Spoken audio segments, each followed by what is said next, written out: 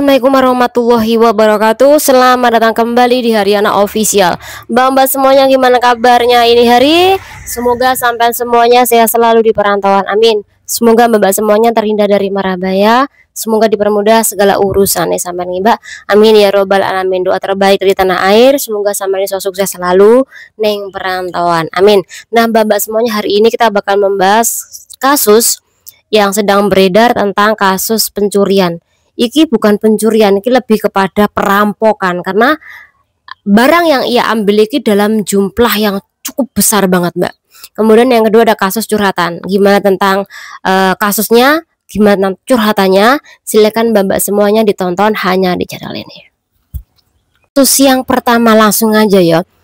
Jadi ada sebuah berita yang aku baca, ada PRT asing yang kerja di Hong Kong iki ngerampok barangnya milik majikane dalam jumlah yang besar banget mbak. Setelah aku telusuri ternyata iki PRT asal PL yang umurnya 44 tahun. PRT PL iki kerja di tempat majikan daerah Blackling Happy Valley mbak. Atau ini barang yang ia maling apa sih? Yang pertama adalah 15 kalung emas, 15 mbak kalung emas, dan lagi besar-besar. Kemudian ada 10 buah liontin. Kemudian yang ketiga 26 cincin emas. Kemudian 3 gelang emas. Kemudian ada 29 pasang anting. Jadi kalau 29 kali 2 berapa mbak? 8, 1, 4, 58an mbak. 52 pasang anting emas yang ia curi. Kemudian ada 6 jam tangan merek mewah.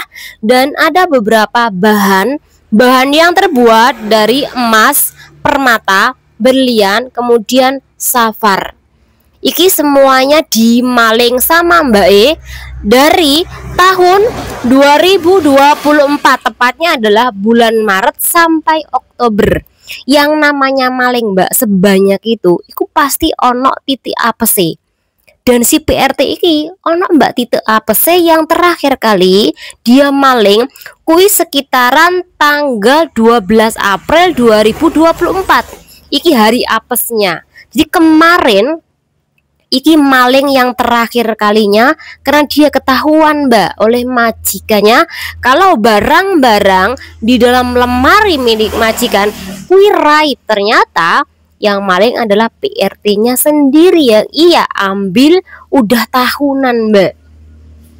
Nah setelah si PL iki ketahuan maling, tentu majikannya lapor polisi dan kemudian mbak ditangkap. Tidak ada jaminan, berarti dia saat itu langsung dijebloskan ke penjara sampai persidangan nanti yang terakhir. Nah, persidangan pertama tanggal 16 April 2025. Pembacaan hakim barang apa aja yang si PRT PL iki maling. Contoh ya kalau emas tadi, kemudian liontin, cincin, gelang dan sebagainya. Kuwi dibacakan di pengadilan. Tadinya majikan mengira nggak sebanyak itu mbak malingnya, tetapi setelah gue ditanyain ternyata sebanyak itu mbak maling PRT-nya ini. Kemudian persidangan kedua iki tanggal 21 Mei 2025. Jadi persidangan kedua nanti si pembela si PL iki pasti akan menyangkal, oh enggak kok klienku enggak maling ini seperti itu ya mbak ya. Nah untuk kasus-kasus maling seperti ini mungkin finale dari hakim mungkin dipenjara sampai 24 bulan, kadangkala sampai 20 bulan. Tetapi yang paling lama aku adalah menunggu proses persidangan mbak, bisa mencapai 2-3 tahun untuk proses final nantinya.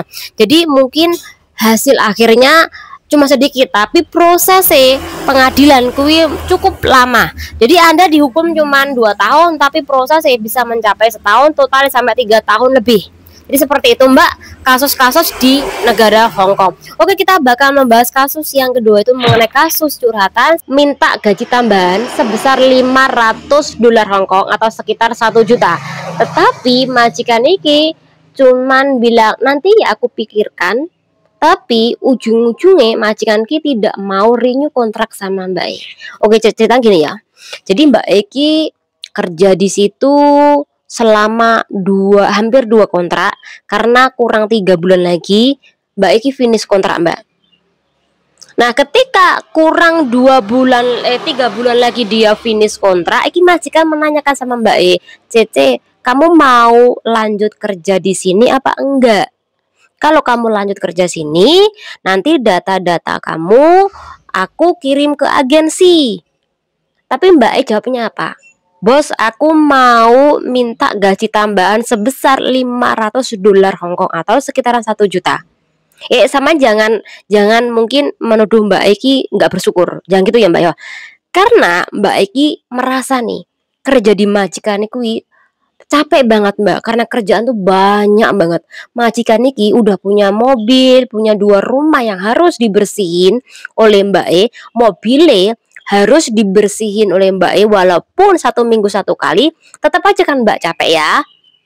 Dan ketambahan lagi Mbak bos iki memiliki hotel. Nah, 1 tempat aja hotel iki ada 12 kamar Mbak.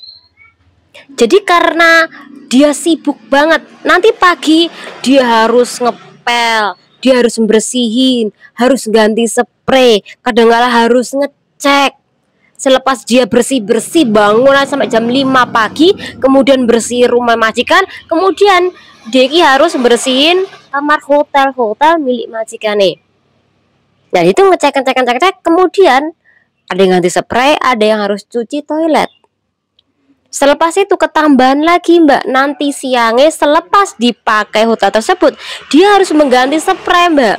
Dan tidak hanya spray, tapi toilet juga harus dibersihkan, kemudian lantai pun juga harus dibersihkan selepas dipakai oleh pelanggan. Nanti belum malam pun juga harus dibersihkan, harus ganti spray lagi, harus cuci toilet lagi. Ya kalau dalam 1 hari itu yang memakai 1 orang mending Mbak.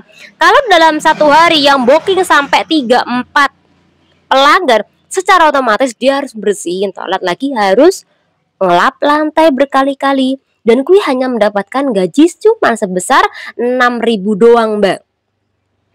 Mbak Iki wes ngerasa capek nih, gaji cuma segitu, kerjanya berat non-stop dari pagi jam 4, nanti tidur jam 11-12 malam, siang tidak ada istirahat lagi. Makanya dia mau tak tambahan Mbak, gaji $500 Hongkong.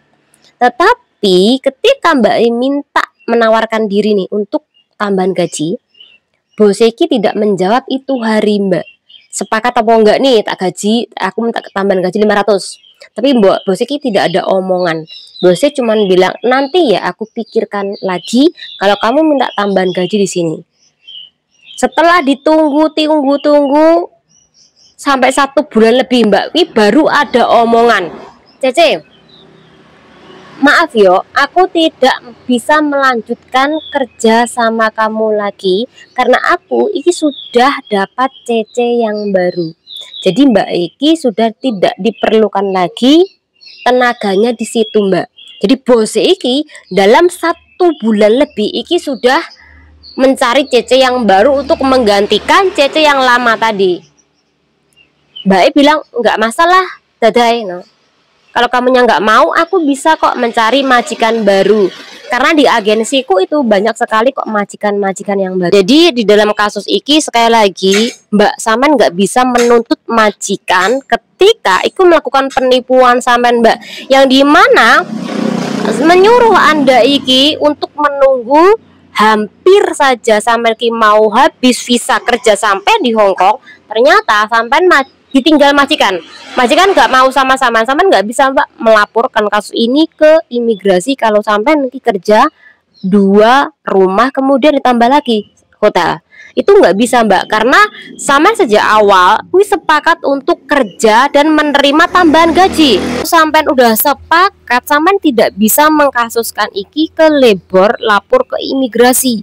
Karena batas maksimal untuk melaporkan kasus kerja ilegal, kerja selain di kontrak kerja Anda, selain di alaman kontrak kerja Anda, kui 3 bulan Mbak, boleh Anda laporkan.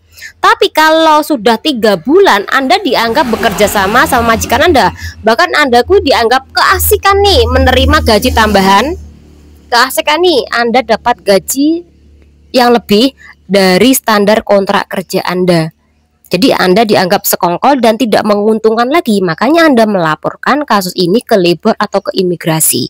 Jadi Saman nggak bisa menuntut, karena ketika Saman menuntut, Saman yang bakal dikasuskan kembali oleh pihak imigrasi nantinya ya. Mbak majikan minta tambahan gaji, kadangkala dia langsung infil sama sampean, langsung nggak suka sama sampean, dianggap sampeanku lancang, sampean dianggap meminta gaji tambahan, itu dianggap Anda tidak sopan. Padahal Anda kerjanya banyak banget, cuma 500 Mbak, sampean kerjanya ini hampir 24 jam nonstop di situ. Tapi itu majikan lagi-lagi nggak menyukai Mbak, ketika sampean dianggap kurang ajar. Kalau minta tambahan gaji harus hati-hati, karena nggak semua majikan kui suka. Semoga bermanfaat. Wassalamualaikum warahmatullahi wabarakatuh. Bye.